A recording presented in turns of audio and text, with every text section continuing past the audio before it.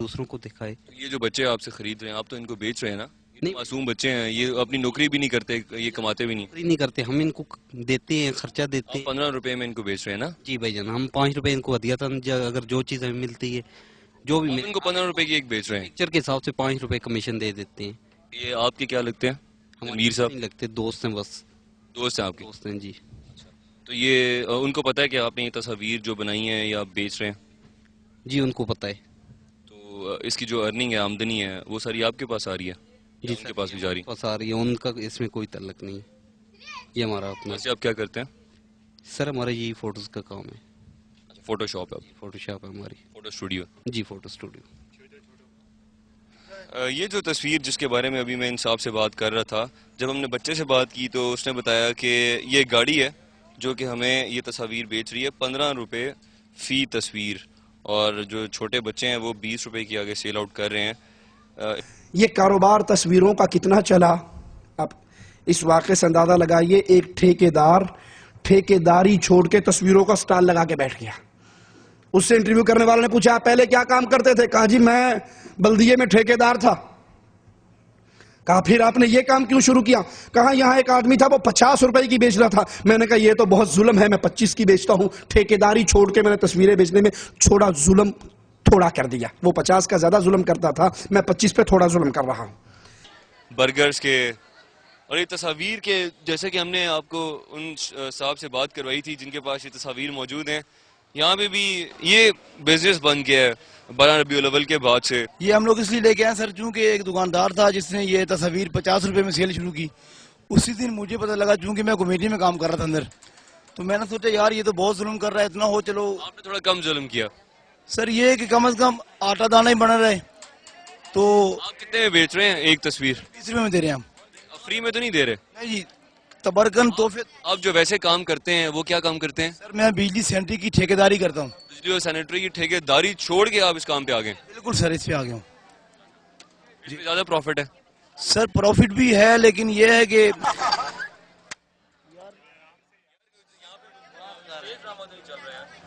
سر profit تو ایک طرف ہے، لیکن یہ سر اسلامی کام ہو رہا ہے، ادھر نور کی باتیں چل رہی ہیں، لوگوں سے سر خطاب ہوتا ہے. آپ مفت میں دینا، سر مفت جو بھائی مت کریں. سر جو حضرات کہتے ہیں ہمیں تحفہ دے، ہم سر دیتے ہیں. آپ کو چاہیے سر آپ کو ہی پیش کرتے ہیں، یہ لیجئے. یہ سر اگر میں آپ سے کہوں یہ سارے تحفے دے دیں ان سب کو جو لینا چاہ رہے ہیں؟ میں دے دوں گا، کوئی ایسی بات نہیں، دے دوں گا. ابھی آپ دے دیں گے؟ چلیں جی، یہ صاحب فری میں دے رہے ہیں ساری سیڈیز. جس گھر کے اندر نالین مبارک کا یہ ڈرامہ رچایا گیا، وہاں اینٹیں رکھ کے باؤنڈری لگا دی گئی کہ جو آئے پہلے جوتے اتارے، درود و سلام پڑھے، باوضو ہو کر تشریف لائے، پھر اس کو نالین مبارک نظر آئے گا. اور اب دیکھتے ہیں جی اس نشان کو جس کے بارے میں، اچھا یہ جی درود شریف پڑھو، باوضو ہو کیا ہو، انشاءاللہ نظر آ جائے گا.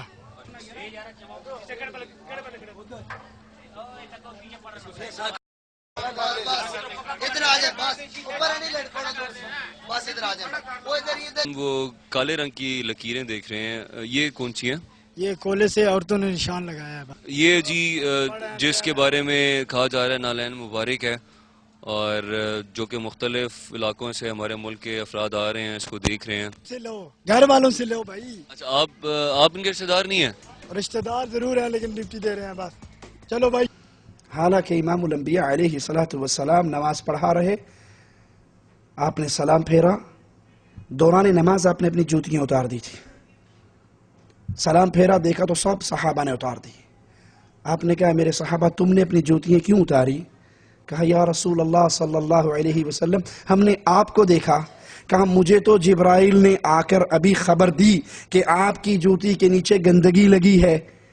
مجھے تو جبرائیل نے خبر دی کہ آپ کی جوتی کے نیچے گندگی لگی ہے، میں نے اس لیے اس کو دوران نماز اتار دیا. صحابہ نے کہا اللہ کے نبی علیہ السلام ہمارے لیے اتنا ہی کافی ہے کہ ہمارے آقا نے اتار دی.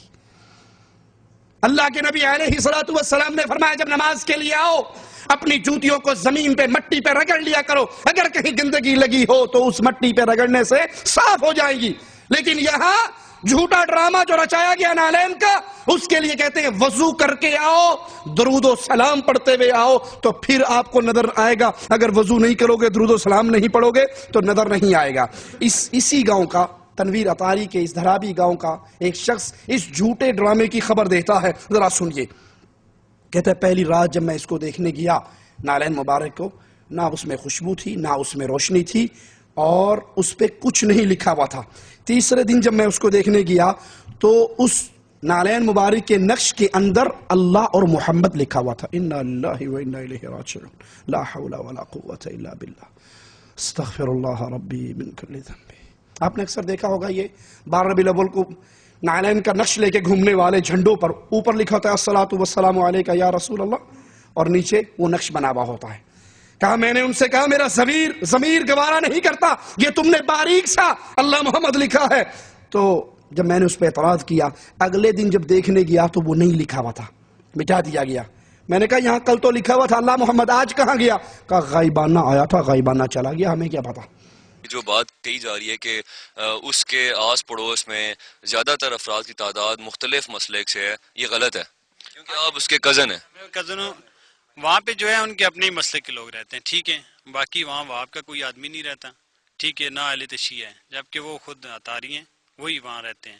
باقی اس کے بعد جو 3 دن گزرے ہیں نا، ہم 3 دن وہاں گئے ہیں، اس کے بعد تو ہم گئے نہیں ہیں. 3 دن تک ہم دیکھتے رہے. 3 دن کے بعد اس کے بیچ میں اللہ اور محمد لکھا گیا ہے. اللہ اور محمد نالین مبارک کے ساتھ زمین پہ بالکل آپ نے خود سے دیکھا ہے؟ ہم نے خود دیکھا ہے. میرے ساتھ ایک لڑکا افتخار بھی ادھر بیٹھا ہوا، اس نے بھی دیکھا ہے. اس کے اندر اللہ اور محمد لکھا ہوا تھا. وہ افتخار صاحب بھی آئیں گے آگے، یہاں پہ ہیں، تھوڑا سا آگے آئیے گا جی. تو وہ بل کا جو ہے نا بریک لکھا ہوا تھا، سینٹر کے اندر اللہ اور محمد کا نام لکھا ہوا تھا. جب میں نے یہ اپنے ان سے کہا کہ یار یہ تو غلط ہے، میں نے کہا جب حضور صلی اللہ علیہ وسلم کا پاؤں مبارک دنیا پہ آیا تھا، وہ جو پہاڑ کے اوپر ہے، کتور کے پہاڑ ہے غالباً وہی ہوگا، تو اس پہ اللہ اور اللہ کا محمد نام نہیں آیا، تو اس جگہ پہ آ سکتا ہے. میرا تو یہ ضمیر گوارا نہیں کرتا. اس کے اگلے دن جو ہے اللہ اور اللہ کے محمد کا نام وہاں سے ختم ہو گیا. جب ہم نے ان سے پوچھا، وہ کہتے ہیں یہ گبینہ ہے اور گبینہ غائب ہو گیا. آپ خود اندازہ لگائیں کہ ایک چیز گبینہ آتی ہے اور گبینہ غائب ہو جاتی ہے، وہ بھی 3 دن کے بعد. اگر وہ نلین پہلے ہی آتا تو اس کے ساتھ لکھا ہوا ہوتا نا. جب آپ نے پہلی رات کو دیکھا وہاں پہ یا اللہ یا محمد نہیں لکھا ہوا تھا، بالکل نہیں لکھا ہوا تھا. دوسرے تیسرے دن لکھا گیا. بالکل پھر آپ نے جب ان کو منع کیا، اعتراض کیا، انہوں نے مٹا دیا. بالکل یہ کہہ کہ خود سے غائب ہو گیا. کہ باہر سے کئی لوگ آئے ہیں، عورتیں آئی ہیں، بچے آئے ہیں، انہوں نے بھی ان کے آگے سوال کیا کہ سر یہ ہمیں مٹی دکھائیں. انہوں نے خوشبو لی، خوشبو آئی نہیں مٹی کی. پھر انہوں نے ان کے آگے کویسچن کیے کہ یہاں اللہ اور محمد کا نام لکھا ہوا ہے، ہمارے جو رشتہ دار ہیں وہ دیکھ کر گئے ہیں، آج نہیں لکھا ہوا. تو وہ کہتے ہیں آپ غور سے دیکھیں آپ کو نظر آئے گا. تو انہوں نے آگے سے جواب دیا ہم غور سے ہی دیکھ رہے ہیں، ہمیں تو نظر نہیں آ رہا. تو پھر جو ہے ابھی تو کچھ دن تک وہ نلین کہتے رہے ہیں. اب بھی اس کے بعد انہوں نے کہا کہ یہ نلین بھی نہیں ہے، یہ شبی ہے. جیسے غائبانہ آیا تھا ویسے غائبانہ چلا گیا. اسی گاؤں کا دوسرا شخص سید صفدر حسین شاہ، وہ اس کہانی کو بیان کرتے ہوئے کہتا ہے سوموار والے دن جب میں آیا، میں نے اس نالین کو دیکھا تو اس پر اللہ اور محمد لکھا ہوا. میں شدت جذبات میں اللہ کے قرآن کو میں نے اپنے سینے سے لگایا اور میرے آنسو زمین پہ گر گئے کہ واہ اللہ، تیرے اور تیرے رسول کی یہ توہین کہ قدم مبارک کے نشان کے اوپر اللہ اور محمد لکھا. لا الہ الا اللہ محمد الرسول اللہ. میرا نام سید صفدر حسین شاہ ہے. سوموار والا دن جب آیا تو ان نے اللہ اور محمد کا نام لکھا ہے. میں خود بریلوی جماعت کا ہوں، میری قوم سید ہے، میں سید گھرانے سے تعلق رکھتا ہوں. میں 12 ربیع اول، یہ میرے ہمسائے ہیں، کوئی دشمن نہیں، یہ ہمسائے بہن بھائی ہوتے ہیں. میں ان کے ساتھ دن میں پورے دن رہا ہوں، لیکن جب میں نے سوموار والے دن اللہ اور محمد کا نام دیکھا تو پھر مجھے افسوس ہوا ہے. وہ دکھا رہا تھا دیکھو وہ اللہ نظر آ رہا ہے، دیکھو یہ محمد نظر آ رہا ہے. بھائی جان میں مسلمان ہوں، میں اس نبی کی امت سے ہوں، لیکن جب میں نے اللہ اور محمد کا نام دیکھا تو میرے آنسو بھی گر گئے ہیں. میں نے اپنے گھر میں جب دیکھا تو میں اپنے قرآن کو خدا کی قسم سے میں نے اپنے گلے میں چپ کر سینے سے لگایا کہ وہاں میرے مالک تمہاری یہ توہین ہو رہی ہے، کیا میرے محمد کی توہین ہو رہی ہے؟ کیا میں بھی مسلمان ہوں؟ میں مسلمانوں کے گھر میں پیدا ہوں، لیکن نہیں، یہ مجھے اگر جنگ بھی کرنی پڑی تو میں اپنے محمد اور اللہ کے ساتھ پیچھے ضرور کروں گا. انا للہ و انا الیہ راجعون. ارے اگر کسی کی جوتی پر کسی کی جوتی پر اس کا نام یا اس کے باپ کا نام لکھ دیا جائے، یہ توہین ہوگی.